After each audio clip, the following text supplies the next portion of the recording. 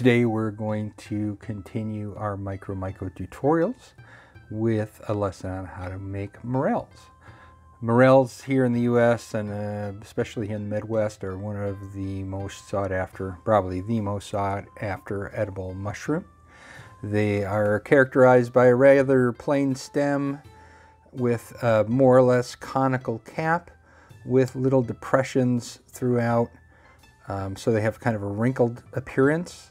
However, they are fairly regular in their appearance as opposed to some of the things we call false morels, which you might have seen in a different video if you watched my woods walk video, where it's all just kind of wrinkled and all over.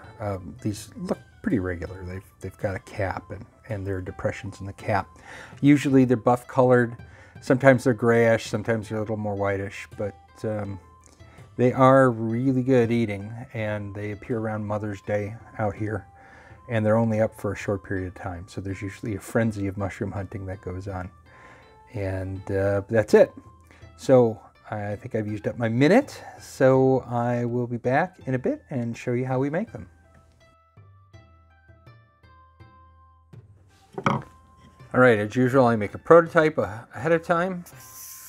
Put it on here so you can see it. So all I've done is made a conical wad of green stuff and then stuck the pointy end of the toothpick up in it because I didn't want to deform this little oblong shape too much. So that's my fungi. So I'm going to do one live for you here. So I make a nice smooth ball as much as I can. I roll it pressing on one end more than the other until I get a nice conical shape. Then I take the pointy end, I push it in. Now the rest of this is going to deform as I push this in. Let me see if I can get that in focus. There we are.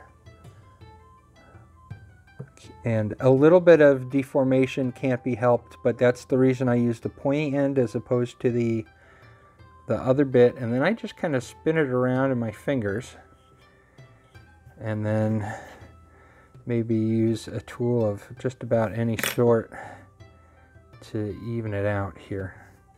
Round it just a little bit on the bottom. Okay, that is good. It's not perfect, but frankly it doesn't need to be. The texturing we do will take care of everything. Okay, here we are after texturing, and all I've done, and I'm hoping this is focusing okay, is I've taken this tool, as you can see up against my thumb. It's just pointy Teflon tool or silicone, and I pushed it in and gone down, and that's what's made all these divots. And I just kind of do them randomly, filling in gaps as I go, and I find that gives a more random pattern than if I was just to stop and do every bit and work my way down. So I'll give you, I won't do the whole thing for you, but I'll give you an idea of what it looks like.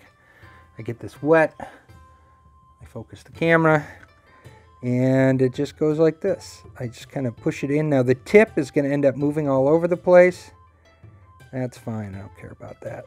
So I just kind of push it in and pull it down. You look closely, you can see fingerprints. By the time I'm done, you won't be able to see fingerprints anymore. They will have gone away. You don't want to do all of these exactly the same. You want to make some taller and thinner. You want to make some deeper and shorter or wider. You know, there isn't a set pattern to this for the fungi. So that's all. And you don't have to use a Teflon tool. Just get a tool wet or put oil on it so that it doesn't stick. Okay, that's enough. So I will, I'll finish this off and I'll show you the final product. Here's the finished product. You will notice the head shrunk a little bit. I looked at my other ones and realized the head I was making was huge compared to what I'd done in the past. And it had been a while since I made the prototype, so it dawned on me, I remembered a couple things I'd forgotten earlier. And that is when you first get the pin in the cone, you want to push it up as far as you can. So I usually make the cone a little shorter than I want it to be. And then I push the stem up into it, and then I roll it again, and it elongates the cone a little more elegantly, and that way most of the green stuff is backed by wood, which facilitates putting these dents in a lot. The other thing is that you want to actually attach the bottom to the stem, to the toothpick. So I just take this tool and I just kind of push it in and smush it up against the toothpick, and that holds the bottom firm. Otherwise, because you're pushing it around, you get a bell shape as this rocks back and forth and you get a big opening.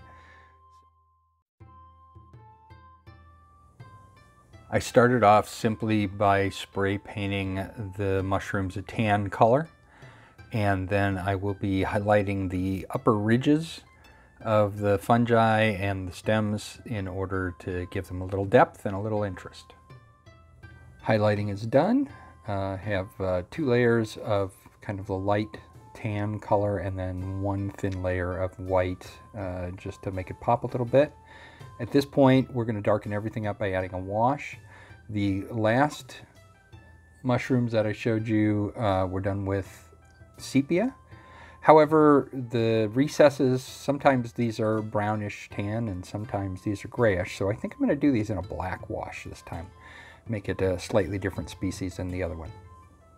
Again, remember not to let the wash pool too much. You want it to pool a little bit in the recesses, but you don't want big black blobs of wash down underneath things. It'll just make everything look lousy later. Here we are. Those have been gone over with Nuln oil. I got the brush very wet before I put it into the Nuln oil, so it diluted it a little bit. And then I just brush the whole thing, making sure to pull off any heavy drops. So it just gives them a slightly grayish cast and a little darker in the pits, which is exactly what I wanted. All we have to do is let that dry. After washing, here we have our 2 morels. I added a little bit of a brown wash just to back the black and white off a little bit. And I'm quite happy how they turned out. Put them on a little piece of ground, and I've got a perfectly acceptable little piece of terrain for whatever bits of nature you may have hiding behind it. So there we go. Thank you for joining me once again for another MicroMycoTutorial, and thank you for joining me on Gitsapalooza.